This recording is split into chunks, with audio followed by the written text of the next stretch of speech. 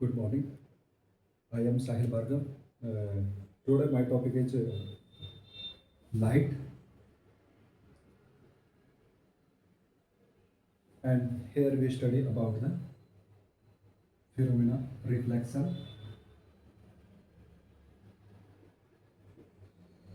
and refraction of light.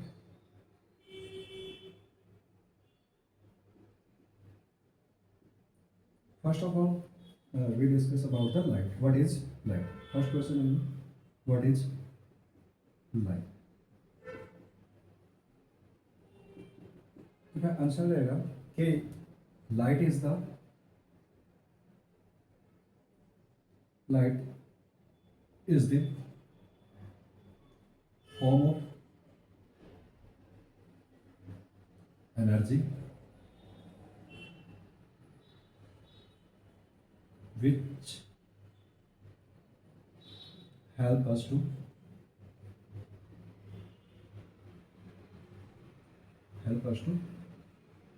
see the world.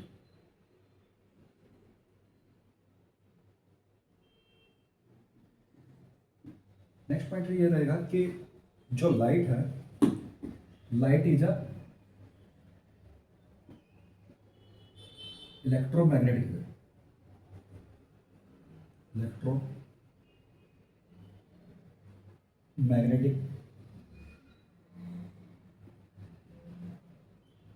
Wave जो क्या करती है, which travel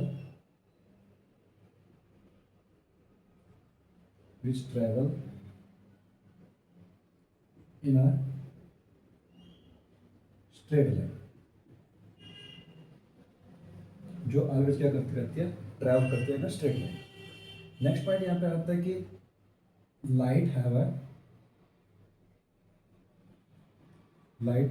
have dual nature.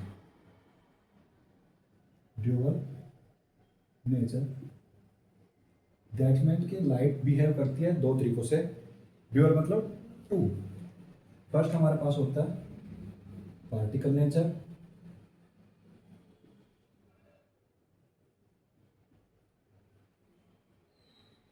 Second होता है हमारे पास वेव नेचर.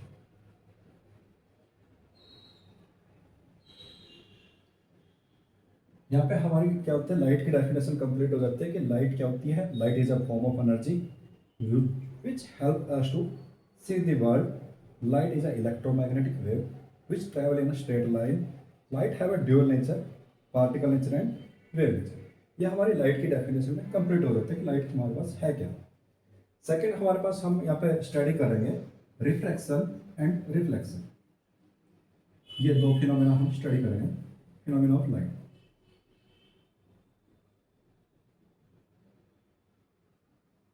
जिसके अंदर हम स्टडी करेंगे कि रिफ्लेक्शन क्या होता है एंड रिफ्रैक्शन क्या होता है. तो फिर आगे जाने से पहले हम क्या करते हैं, इसको रन कर लेते हैं कि हम स्टडी क्या करेंगे.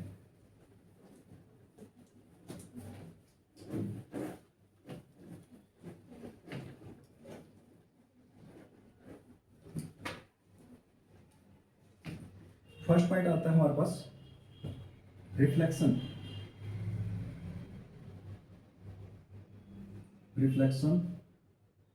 Of light. यानी कि लाइट का रिफ्लेक्शन क्या होता है. जो फर्स्ट फिनोमेना हम स्टडी करेंगे, रिफ्लेक्शन का मीनिंग क्या होता है कि लाइट क्या होती है, bounce back of light, bounce back of light when it strike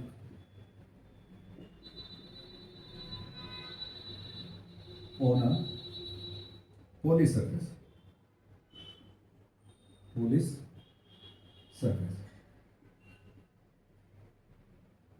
every object क्या करते हैं, लाइट को रिफ्लेक्ट करते हैं. बट हम यहाँ पे स्टडी करनी है कि यहाँ पे प्योर रिफ्लेक्शन हमें शो करना है. हमें यहाँ पे प्योर रिफ्लेक्शन स्टडी करना है. और प्योर रिफ्लेक्शन के लिए हमारे पास है एक ऑब्जेक्ट जो है मिरर, जो क्या करता है, प्योर लाइट को रिफ्लेक्शन करता है. हमें यहाँ पे मिरर को पढ़ना है और मिरर से ही रिफ्लेक्शन पढ़ना है. तो बात आती है कि रिफ्लेक्शन मिरर से कैसे होता है। मान लो हमारे पास मिरर है जिसका एक सरफेस क्या होता है, पॉलिश होता है, कोटेड होता है, एक होता है हमारे पास पॉलिश सरफेस। हमारे पास यहाँ पे रूल ऑफ रिफ्लेक्शन क्या होता है, rule of reflection.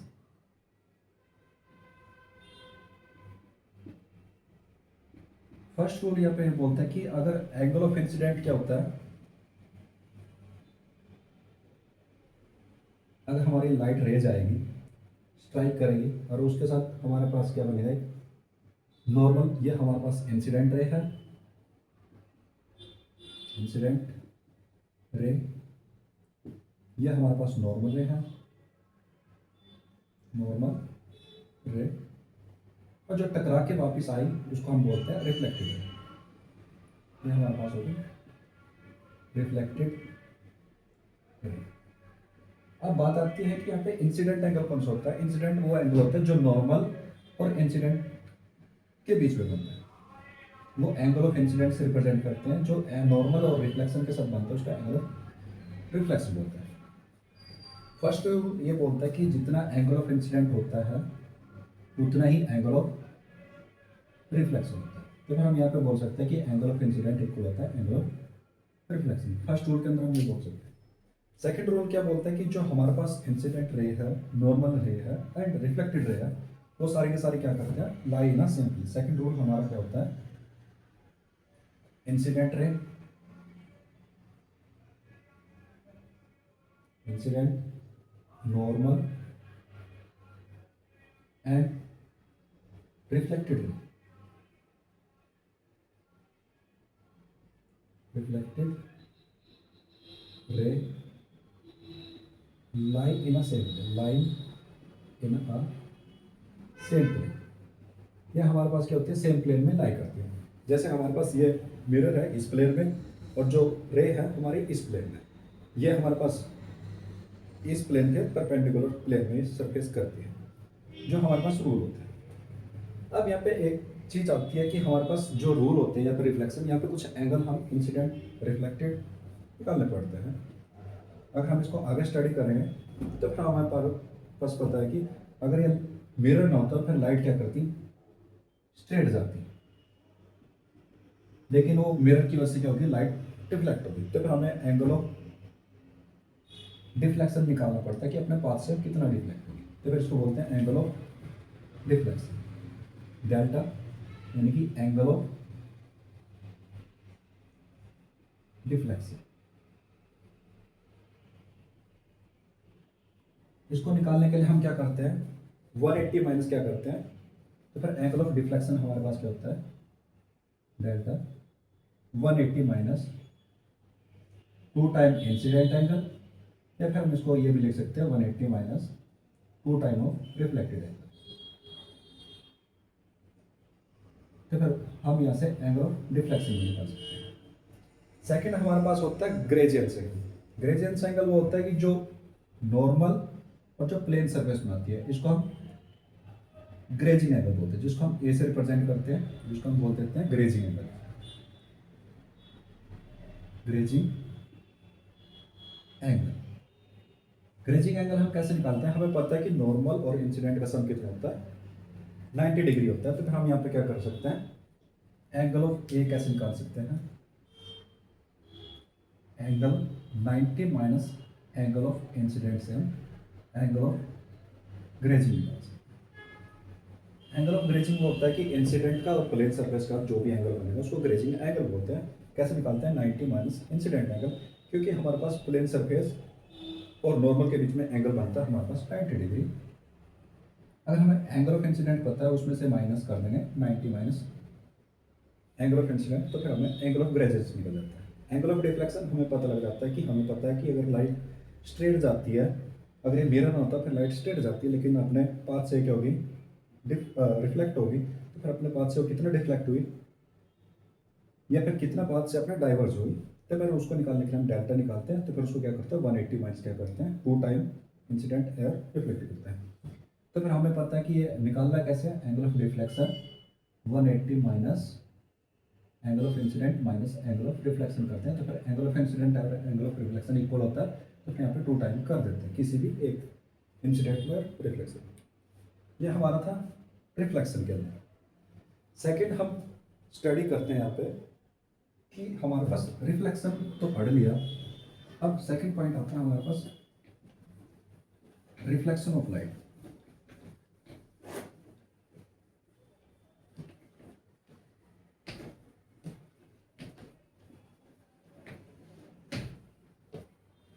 Second point आता है हमारे पास रिफ्लेक्शन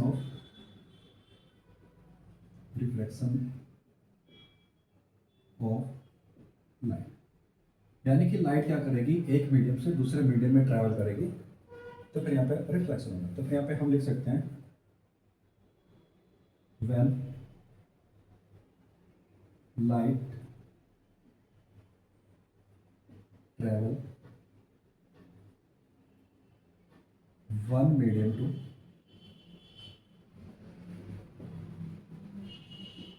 to another medium,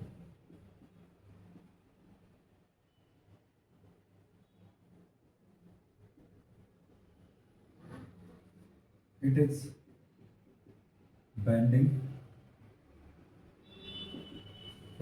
तो toward the normal, bending toward the normal,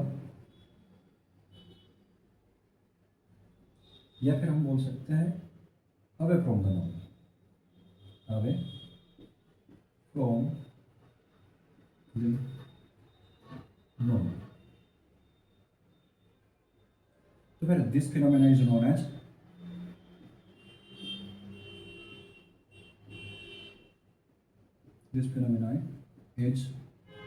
known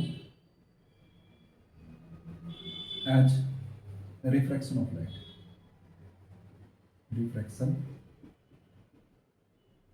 of light। अब मेन बात आती है कि हमारे पास बैंड टुवर्ड द नॉर्मल कब करेगी, अवे फ्रॉम द नॉर्मल कब करेगी। तो फिर हम यहाँ पे दो मीडियम देखने पड़ते हैं, हमें एक मीडियम दूसरे मीडियम के साथ जो कंपेयर करेंगे।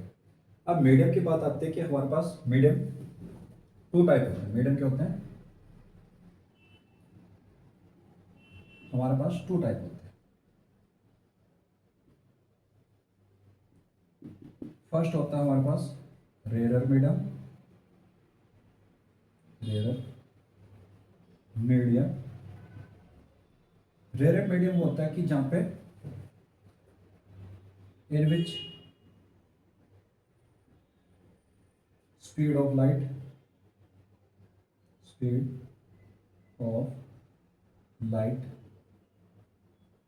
does not change,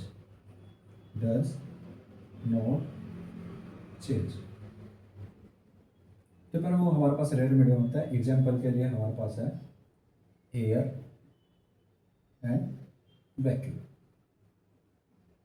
ये हमारे पास रेयर मीडियम है। सेकंड है हमारे पास denser medium.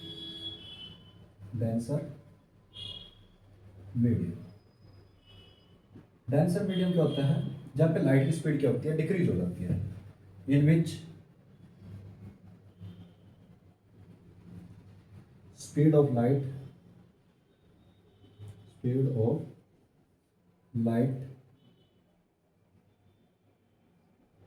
Will be decrease.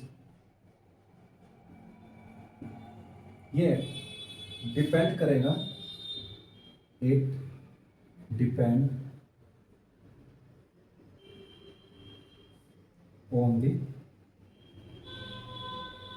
Optical density, it depend on the optical density. तो फिर सेकंड पॉइंट हमें पता लगे कि डेंसर मीडियम होता है, एक रेयर मीडियम होता है, और जो हमें ऑप्टिकल डेंसिटी कौन बताता है, रिफ्रैक्टिव इंडेक्स, वो हमें रिफ्रैक्टिव इंडेक्स की वैल्यू से पता लगता है कि हमारे कितना टाइम लाइट की वैल्यू डिक्रीज हुई। तो फिर हमें यहाँ पे पता लग गया कि रिफ्रैक्शन क्या होता है, बेंडिंग ऑफ लाइट होता है या टुवर्ड द नॉर्मल या अवे फ्रॉम द नॉर्मल, जब लाइट वन मीडियम से दूसरे मीडियम में जाती है। हमारे पास मीडियम कौन से होते हैं, 2 टाइप के मीडियम होते हैं, रेयर मीडियम जहाँ पे कहते हैं लाइट की speed does not change, example के एयर, वैक्यूम। डेंसर मीडियम होता है in which speed of light की होती है विल डिक्रीज। वो डिपेंड करता है, it depend on the optical density. Optical density को डिफाइन करता है रिफ्रैक्टिव इंडेक्स। तो फिर हम यहाँ पे स्टडी करने की बेंडिंग ऑफ लाइट हो क्या है। अब हमारे पास रिफ्रैक्शन ऑफ लाइट के अंदर स्टडी कर रहे हैं कि लाइट बैंड कैसे होगी।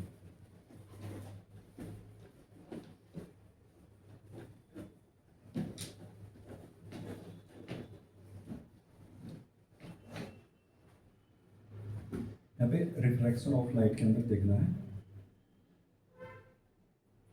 Refraction of light. अब हमें पता है कि लाइट क्या करते हैं दो मीडियम से। अगर हमारे पास एक मीडियम होता है रेयर, दूसरा मीडियम होता है हमारे पास डेंसर।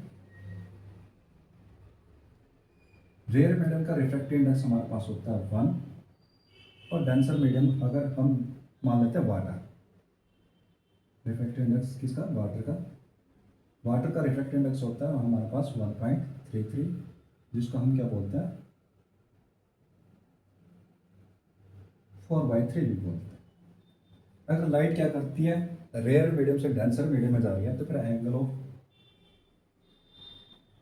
लाइट क्या करती है, रेयर मीडियम से डेंसर मीडियम में जा रही है, तो फिर ये एंगल ऑफ इंसिडेंट होता है। लाइट कहाँ से जा रही है, रेयर से डेंसर में। जब लाइट रेयर से डेंसर में जाती है तो फिर वो क्या हो जाती है, बैंड हो जाती है टूवर्ड द नॉर्मल। ये क्या हो जाएगी, बैंड हो जाएगी टूवर्ड द नॉर्मल। इसको बोलते हैं एंगल ऑफ रिफ्रैक्शन। ये हमारे पास इंसिडेंट रे, इंसिडेंट रे, ये हमारे पास नॉर्मल रे होती है जो ट्रैवल कर देती है straight line without any bending. ये हमारे पास होती है रिफ्रैक्टेड रे, रिफ्रैक्टेड रे। लाइट क्या करिए, डेंस रेयर मीडियम से डेंसर मीडियम की तरफ जाती है, तो फिर वो बेंड हो जाती है टूवर्ड द नॉर्मल। अगर ये मीडियम में होता है तो फिर लाइट स्ट्रेट जाती, तो फिर हम यहाँ पे मीडियम चेंज होने की वजह से लाइट क्या हो जाती है, बैंड हो जाती है टूवर्ड द नॉर्मल। अब कितना बैंड हुई वो हम एंगल ऑफ डाइवर्शन निकालते हैं। तो फिर डेल्टा की वैल्यू हम निकाल सकते हैं कि angle of incident minus angle of reflection. किसके लिए, जब लाइट रेयर से डेंसर की तरफ जाती है। सेकेंड पॉइंट यहाँ पे आता है कि ये किस रूल को फॉलो करती है। तो फिर यहाँ पे रूल ऑफ क्या होता है, refraction, rule of refraction.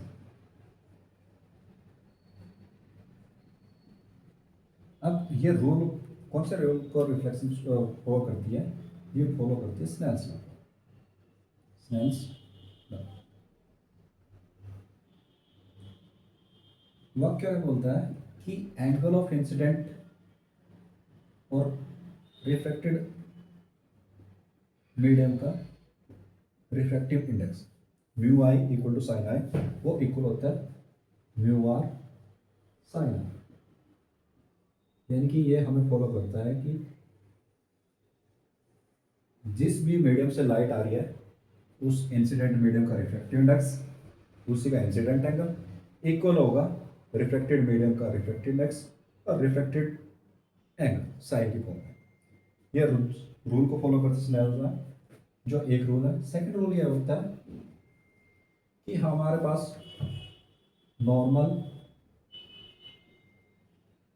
Incident and refracted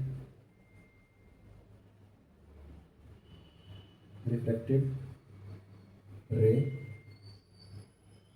lie in same plane, ये सेम प्लेन में ही लाई है। तो फिर ये रूल ऑफ रिफ्रैक्शन को फॉलो करती है। यहाँ पे हमने एक ही पिक्चर शो कराया कि जहाँ पे लाइट क्या करती है, रेयर मीडियम से डेंसर मीडियम में जाती है। डेंसर मीडियम में जाएगी तो फिर लाइट क्या हो जाती है, बैंड हो जाती है टूवर्ड द नॉर्मल। कितना बैंड हुई वो हम डिफ्लेक्शन से सो बताते हैं कि अपने पास से कितना डिफ्लेक्ट हुई, डेल्टा। निकालते हैं angle of incident minus angle of reflection से। अब ये चीज़ हमें इंसिडेंट कहाँ से गई, रेयर से डेंसर में। तो फिर अगर डेंसर से रेयर में जाएगी इसी को हम सेकंड में शो करते हैं।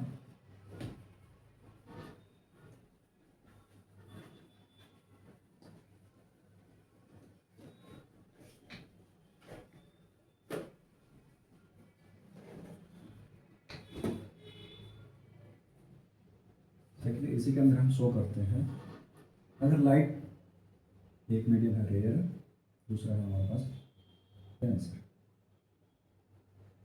रेयर का रिफ्रैक्ट इंडेक्स μ1, हम यहाँ पे वाटर ले रहे हैं जिसका रिफ्रैक्ट इंडेक्स 4/3 या फिर 1.33। अब यहाँ पे क्या होता है, एंगल ऑफ इंसिडेंट, रेज आ रही है डेंसर मीडियम से,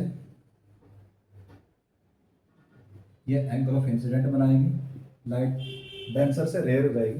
पर जब डेंसर से रेयर जाएगी तो फिर जाना तो चाहिए था इसको स्ट्रेट, अगर ये मीडियम चेंज होता, लेकिन जैसे मीडियम चेंज हो रही है अपने पाथ से बैंड हो जाएगी अवे फ्रॉम द नॉर्मल, तो फिर ये एंगल ऑफ रिफ्लेक्शन बनाएगी।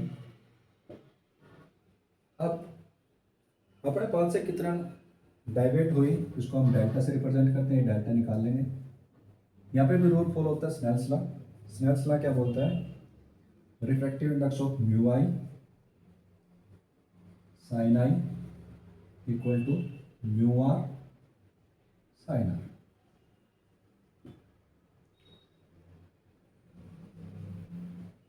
अब यहाँ पे रिफ्रैक्टिव इंडेक्स इंसिडेंट हमारा डेंसर है तो फिर म्यू आई कौन होगा 4/3, साइन आई हमारा incident angle, mu R refractive index air जिसका वैल्यू 1 है, साइन आर रिफ्रैक्टिव एंगल या 4/3।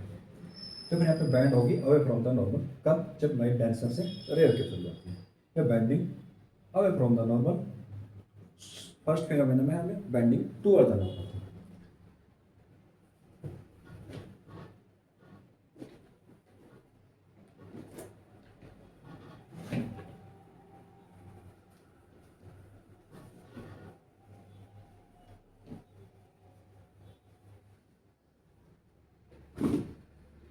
नेक्स्ट पॉइंट हम करते हैं critical angle. Critical angle and total internal reflex, जिसको हम बोलते हैं TIR, टोटल इंटरनल रिफ्लेक्स। अभी हमें स्टडी किया है कि लाइट क्या करती है, जब डेंसर मीडियम से रेयर मीडियम में जाएगी तो फिर वो क्या हो जाती है, बैंड हो जाती है। जब लाइट डेंसर मीडियम से रेयर मीडियम में जाएगी तो फिर वो क्या हो जाती है, बैंड हो जाती है अवे फ्रॉम द नॉर्मल। ये अभी हमें सीखना। अगर हम एंगल ऑफ इंसिडेंट को इंक्रीज करते रहेंगे तो फिर जैसे जैसे हमें एंगल ऑफ इंसिडेंट इंक्रीज किया तो फिर एक ऐसा एंगल आया जहाँ पे एंगल ऑफ रिफ्रैक्शन हमारा क्या हो गया, 90 डिग्री हो गया।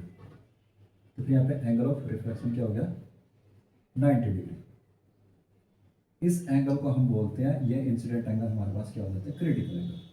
क्रिटिकल एंगल वो होता है जहाँ पे एंगल ऑफ रिफ्रैक्शन आर की वैल्यू कितनी हो जाती है, 90 डिग्री, वो हमारे लिए क्रिटिकल एंगल होता है। तो फिर क्रिटिकल एंगल की डेफिनेशन क्या लिख सकते हैं, क्रिटिकल एंगल। क्रिटिकल एंगल क्या होता है,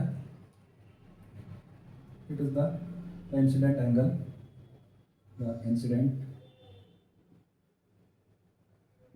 एंगल एट विच, जिस पे क्या हो जाता है, angle of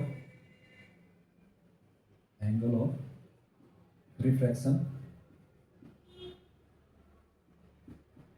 angle of refraction will be 90 degree. Angle of refraction क्या होता है, विल बी 90 डिग्री। तो फिर known as critical angle. Critical angle, ये ऑलवेज हमेशा लाइट क्रिटिकल एंगल हमेशा क्या होगा, जब लाइट डेंसर से रेयर में जाएगी तभी हमें मिलेगा क्रिटिकल एंगल। सेकंड पॉइंट आता है हमारे पास TIR क्या होता है।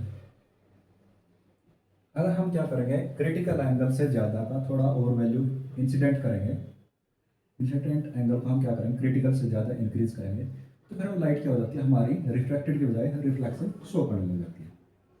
तो फिर जो ये एंगल ऑफ इंसिडेंट बना, ये वाला, वो क्या करेगा, रिफ्लेक्शन को शो करता है। ये अब क्या हो गया यहाँ पे, ये हमारे पास इंसिडेंट रे है, इंसिडेंट रे, ये क्या हो गया, रिफ्लेक्टेड रे, रिफ्लेक्टेड रे। यानी कि क्रिटिक TIR क्या होता है, when incident angle will be greater than the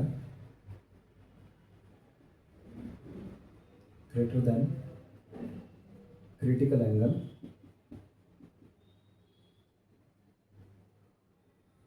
then क्या हो जाती है, light will be bounce back